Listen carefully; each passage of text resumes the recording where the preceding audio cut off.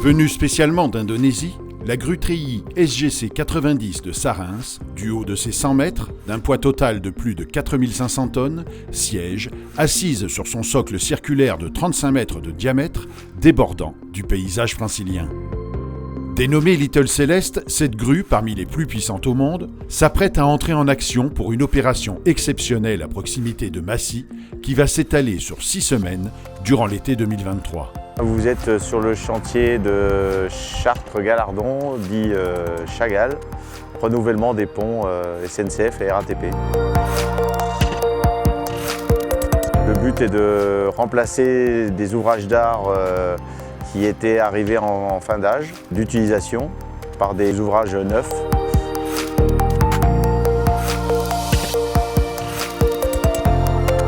Alors on est sur la ligne RERC et RERB sur la commune de Massy. Donc c'est des voies qui sont très utilisées avec un énorme trafic chaque jour.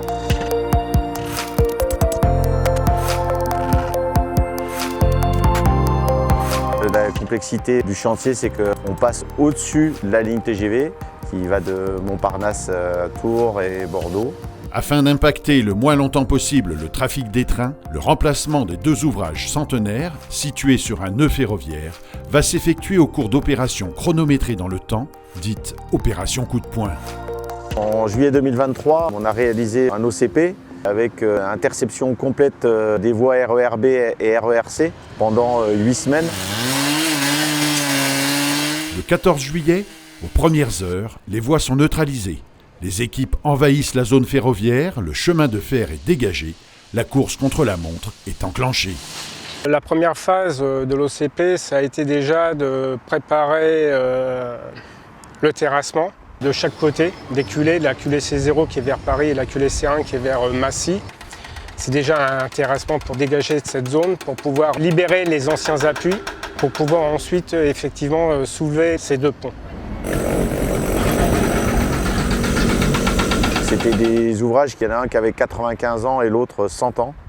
Donc c'était des ouvrages qui étaient réalisés en acier rifté, qu'on appelle l'acier puldé. C'est un millefeuille, un assemblage de plusieurs couches d'acier et rifté et contreventé.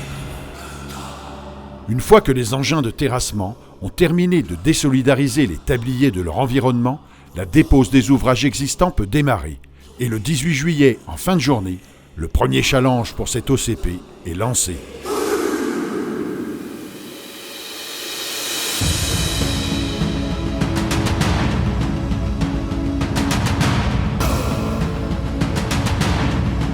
La dépose, c'est toujours un petit moment d'imprévu quand on ne sait pas comment ça va réagir le décollement, puisque c'est quand même des ponts qui sont restés longtemps sur les appuis avec très anciens. Donc le décollement n'est pas toujours aussi simple que ça. Bon, l'opération s'est très bien passée. Les ponts n'ont pas bougé, il n'y a pas eu de déformation. On avait pris déjà nos précautions, des calculs. On avait déjà calculé pour renforcer les anciens ponts, pour éviter le contreventement, le fendement, etc. Progressivement, le premier ouvrage de 495 tonnes est translaté dans les airs jusqu'à son point de dépose. Et la première opération d'enlèvement se déroule en moins de 2 heures, sous les yeux de nombreux badauds venus spécialement assister à l'événement.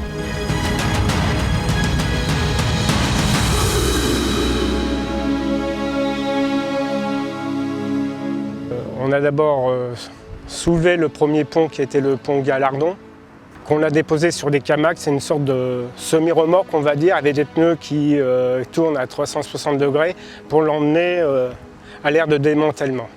Les équipes de la maîtrise d'ouvrage et de la maîtrise d'œuvre peuvent être soulagées dans un premier temps. Car le lendemain, c'est au tour du Prat de Chartres, pour la RATP, d'être déposé selon la même procédure. Sarens élingue, puis prend en charge le deuxième ouvrage qui se décolle insensiblement de ses appuis.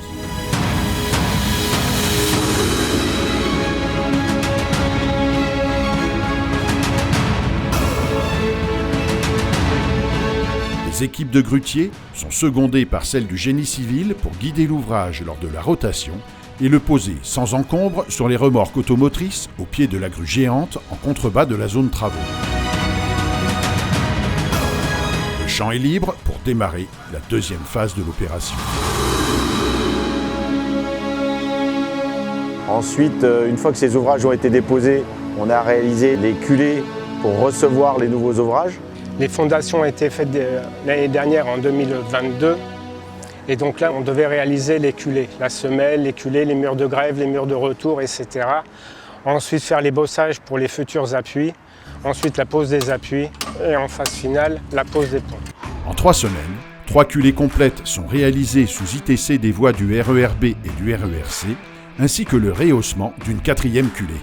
Après avoir recépé les pieux, les équipes du groupement d'entreprises réalisent le ferraillage des semelles, dont celui de la plus grosse fait environ 30 tonnes. Ils mettent en place des murs en L coffrants, puis bétonnent les semelles, dont la plus volumineuse est à plus de 200 m3 de béton. Les élévations sont ensuite réalisées, puis les bossages pour recevoir les appareils d'appui. Et le 9 août, le chantier est prêt à accueillir les nouveaux ouvrages. On ne pouvait pas, d'une manière ou d'une autre, faire un chantier classique de remplacement d'ouvrages d'art, comme on fait d'habitude. Soit on les construit à proximité, on les lance, ou on les construit sur place avec un système de lancement particulier. Là, il a fallu les construire, les préfabriquer sur une zone à proximité du chantier. Et après, utiliser une énorme grue de 4000 tonnes pour pouvoir les lever et les remplacer.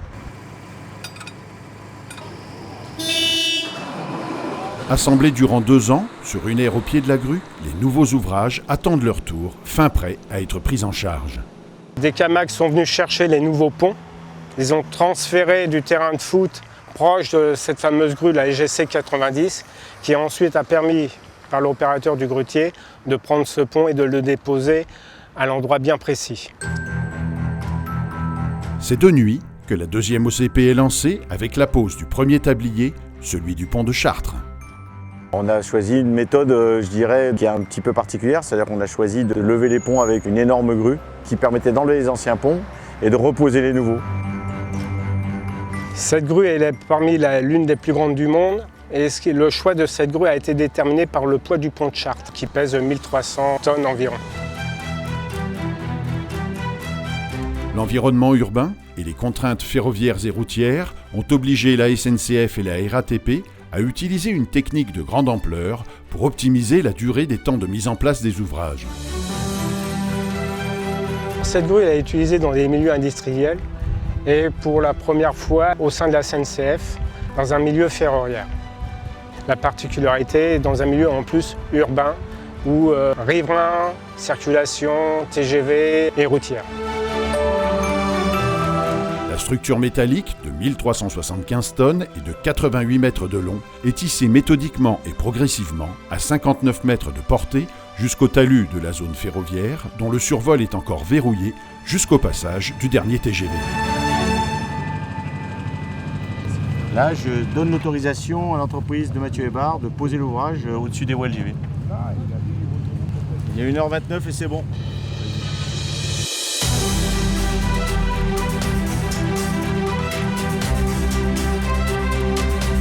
Les équipes de Sarens gèrent la descente de l'ouvrage avec les équipes de Mathieu Hébard Construction afin de les guider dans les réservations dédiées. Notre rôle à nous, bien sûr, c'est de suivre les différentes phases d'opération. Il faut savoir que l'OCP a duré environ 7 semaines. C'est bon, on peut descendre? Ouais, tu peux descendre. Ok. 7 jours sur 7, 24 heures sur 24. Et donc, aussi bien entreprise que agent SNCF, nous nous sommes relayés. 3, 2,5, 2. Donc, on a suivi l'exécution des travaux, la sécurité également, l'impact que ça peut donner sur l'environnement, que ce soit ferroviaire ou public.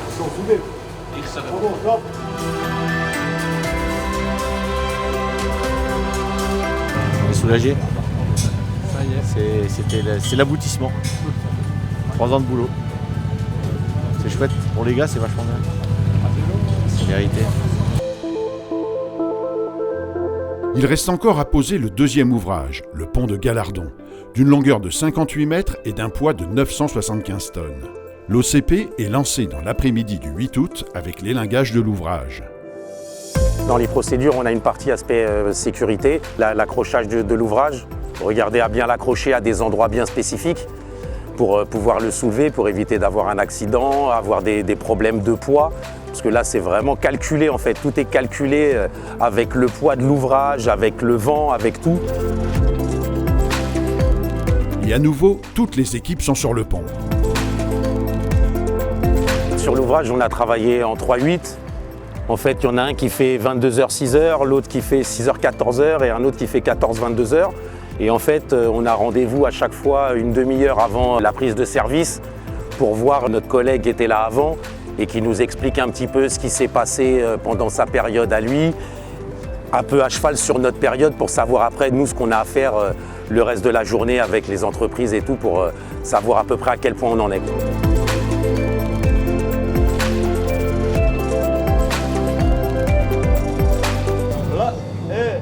De ce côté, on est à l'aplomb. Moi, ce que je retiendrai, c'est surtout un grand professionnalisme de tous les acteurs et beaucoup de calme et de sérénité dans la réalisation des travaux. Ça descend. C'est surtout ça qui a fait qu'on a bien pu les faire en temps et en heure et en sécurité surtout. Et ça, c'est quand même assez remarquable. Bah oui, super. C'est le fruit d'un travail de longue haleine et puis on est fiers de les avoir posés malgré toutes les difficultés qu'on a pu rencontrer et penser pour notre ami Guibert. Et on se devait de le faire pour lui, pour sa mémoire. On ne pouvait pas lâcher les bras et abandonner. Donc on a tout donné, on a travaillé vraiment main dans la main malgré toutes les difficultés. Et voilà ce que ça donne, comme quoi le travail d'équipe, ça paye. Et je conseillerais à tout le monde de travailler comme ça. Voilà, et de ne pas être individualiste, soit dans la vie perso ou professionnelle. Voilà, il n'y a que ça qui nous sauvera.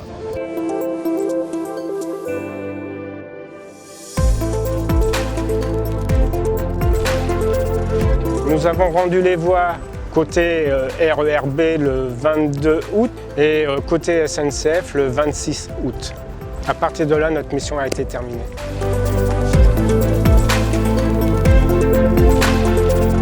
C'est assez plaisant et c'est gratifiant de travailler comme ça sur des gros ouvrages, c'est assez complexe et au moins ça nous permet de nous former, d'apprendre encore. Parce que là, sur ces chantiers-là, comme ça, il y a toujours quelque chose à apprendre. Nous avons réalisé un bel ouvrage de qualité, en toute sécurité, en toute sérénité. Et on a travaillé tous dans le même sens. Et ça, c'est agréable. C'est une satisfaction, que ce soit au côté moyen, matériel. Et surtout, il ne faut pas l'oublier, c'est quand même un projet humain.